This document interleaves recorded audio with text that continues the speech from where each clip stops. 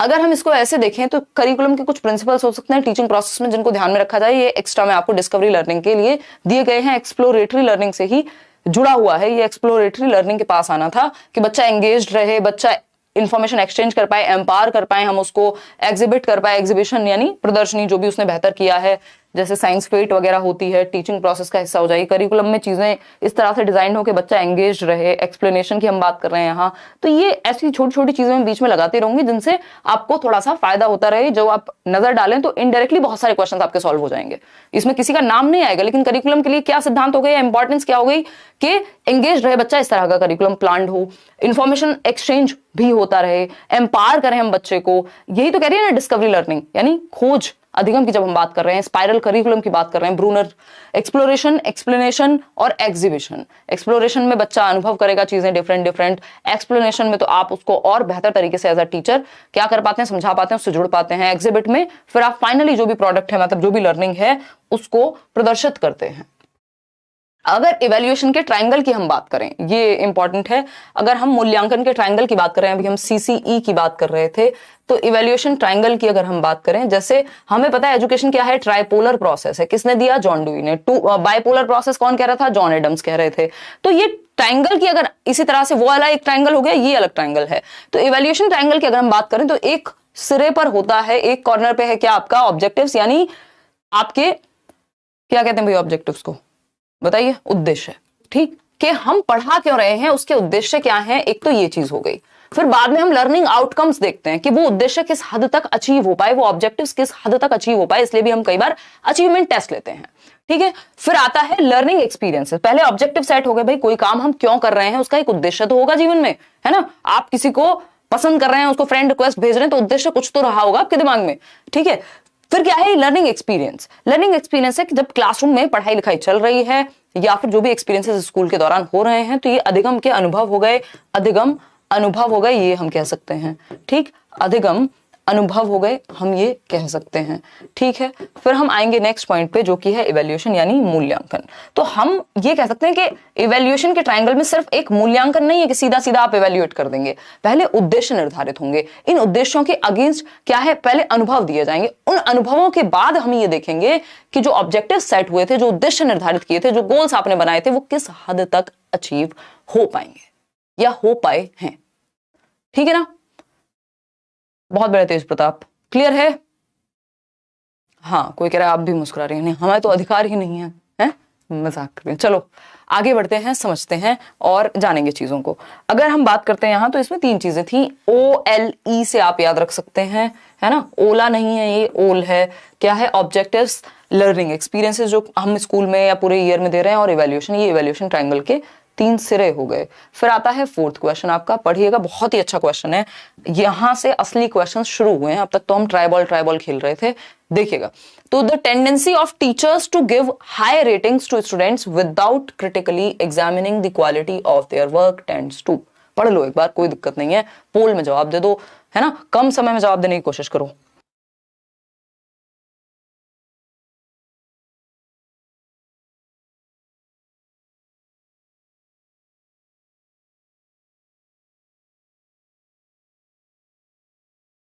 बहुत बढ़िया,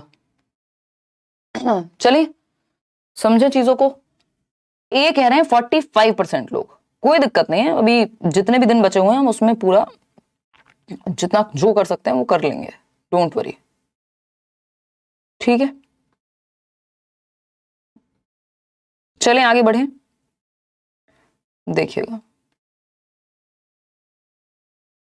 देखिएगा देखिएगा, अगर हम बात करते हैं यहाँ, ये कह रहे हैं ज्यादातर लोग, चलिए समझेंगे। अगर हम बात करें यहाँ पे, बहुत ही प्यारा क्वेश्चन है, बहुत प्यारा क्वेश्चन है, इससे एक क्वेश्चन जरूर आएगा, मुझे लगता है पर्सनली कि वैलिडिटी और रिलायबिलिटी से एक क्वेश्चन आना चाहिए। द टेंडेंसी, और ऐसे ही फंसाएगा आपको, सीधा सीधा क्वेश्चन नहीं पूछेगा आपके वैलिडिटी क्या होती है, तो आप बता देंगे भाई वैलिडिटी वो होती है जो जिस चीज के लिए बनाया गया है। मान लीजिए टीचिंग का पेपर है, तो जो जिस चीज के लिए बना है उस चीज को जांचता है कि नहीं जांचता है। ऐसा तो नहीं टीचिंग के एग्जाम में यूपीएससी के क्वेश्चन दे दिए हैं तो वो वैलिड नहीं कहलाएगा। रिलायबिलिटी क्या है, जब बार बार सेम रिजल्ट आए। ये बातें अब आप खूब जान चुके हैं, सीटेट में आपने घोल करके पी लिए हैं ये, लेकिन अब केवीएस को आपके कान सीधा सीधा यहां से नहीं घुमा करके पकड़ना है। ठीक, तो क्वेश्चन इस तरह का आएगा। देखते हैं, the tendency of teachers to give high ratings to students without critically examining the quality of their work tends to, यानी विद्यार्थियों के कार्यों की गुणवत्ता की बिना समालोचनात्मक जांच के उच्च श्रेणी देने की अध्यापकों की प्रवृत्ति। यानी हम बच्चे की कॉपी में ये देख ही नहीं रहे कि वो उसने कितना क्वालिटी वर्क किया है ना, कि उसने, ठीक है ना, उसने कितना क्वालिटी वर्क किया है।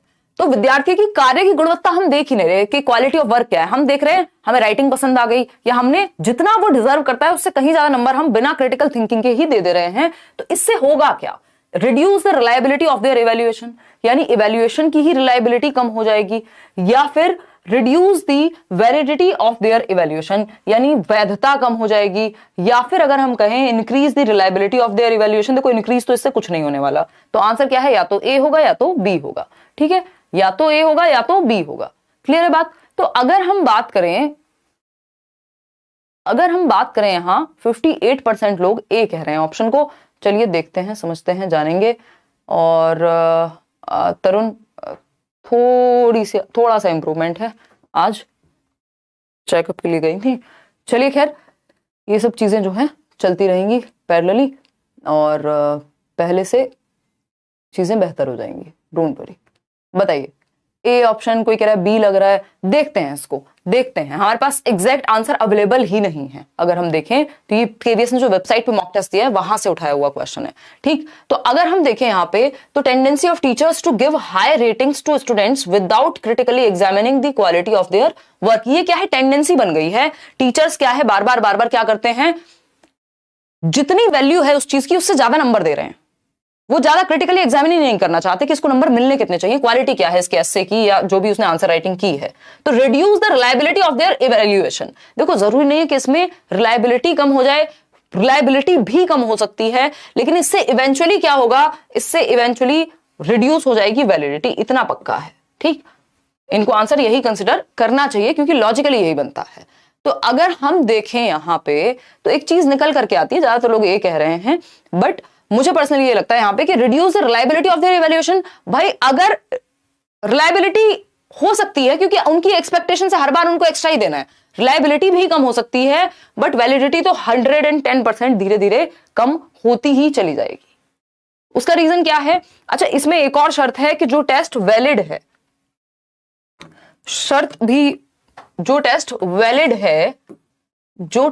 वैलिड है, ज्यादा चांसेस हैं कि वो रिलायबल अपने आप हो जाएगा, है ना। ज्यादा चांसेस हैं कि वो रिलायबल अपने आप हो जाएगा। इसमें 100% के तो हिसाब किताब नहीं होता, बट ये स्टेटमेंट चलता है अगर आप देखें एग्जाम्स में कि अगर वैलिड है तो रिलायबल होने की संभावना बढ़ जाती है। अब वैलिड और रिलायबल है क्या? वैलिड है जिस उद्देश्य के लिए बना है, जिस काम के लिए बना है, उस काम की पूर्ति करता हो। कि आपको केवीएस की पेडागोजी जांचने के लिए क्वेश्चंस बनाने थे, ऐसा ना हो मैथ्स के क्वेश्चन आपने उसमें डाल दिए, फिर वो वैलिड नहीं कहलाएंगे, है ना।